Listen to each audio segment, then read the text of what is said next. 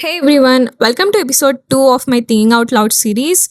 This series is basically me having conversations with myself and posting them on the internet so that anyone who comes across them can actually interact with my thoughts. You can agree with me, you can disagree with me, you can challenge my perspective, or maybe you can help me understand something I've never thought about before. I also think that it'll be really interesting to come back to these videos a few years from now and see how my own thinking has changed.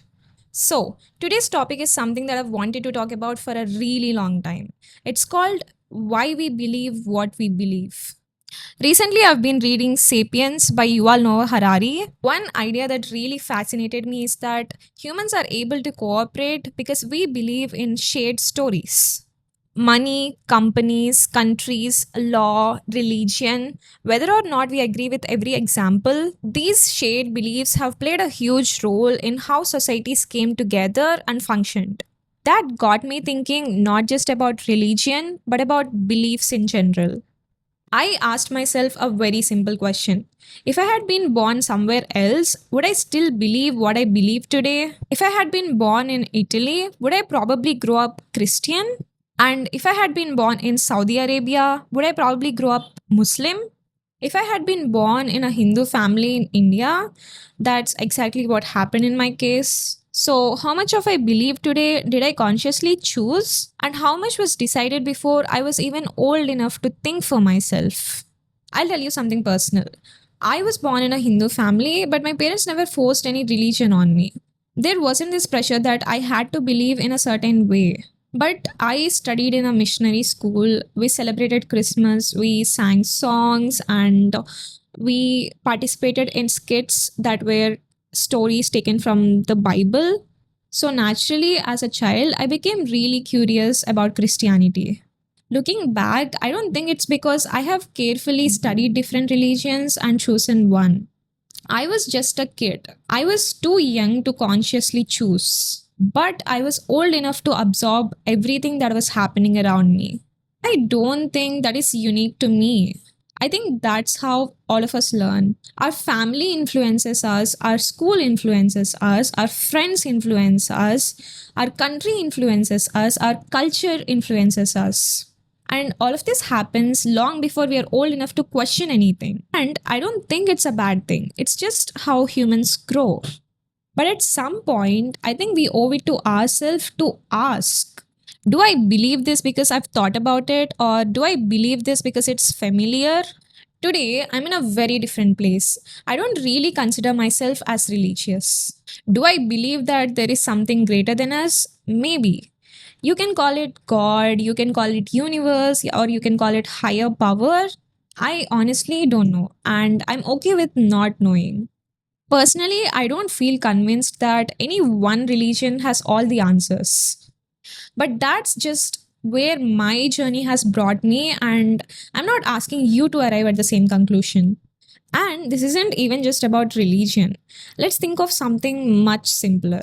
We have all heard this growing up: respect your elders. Now, I actually think that's a beautiful value. But here's my question: why? If your answer is because someone told me to, I don't think that's enough. If your answer is because they've cared for me or because they've earned my respect, then you've reflected on it. The point isn't to reject traditions. The point is to understand them. I think we should do this with everything: religion, politics, career, culture, relationships, everything. Not because everything is wrong, but because understanding why you believe something is much more meaningful than just inheriting it. And maybe this is why the world feels so polarized today. Whenever something happens, a war, a protest, or an election, the first question often becomes which religion, which political party, which side are you on? And all of this happens before you even ask what is the actual issue. Sometimes we become so busy defending our identities that we forget to examine the issue itself.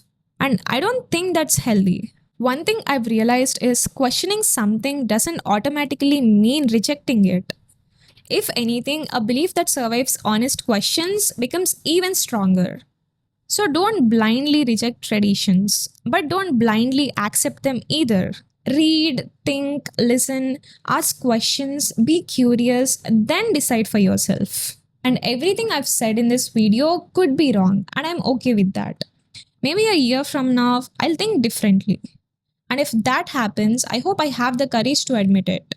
Because I don't think changing your mind is a weakness. I think refusing to question anything is. So if there is one thing that I'd like you to take away from this video, it isn't question religion. It's much more broader than that. Question everything, including what I just said. Don't believe something just because your parents told you to. Don't reject something because someone on the internet told you to. Think, read, question, and then decide for yourself. Because I think the strongest beliefs are the ones that survive honest questions. I'm not looking for certainty anymore. I'm looking for honesty with myself. If questioning my beliefs strengthens them, it's great. If it changes them, I'm okay with that too. Anyway, these are just my thoughts, and I'd genuinely love to know yours. See you in the next episode of Thinking Out Loud. Bye bye.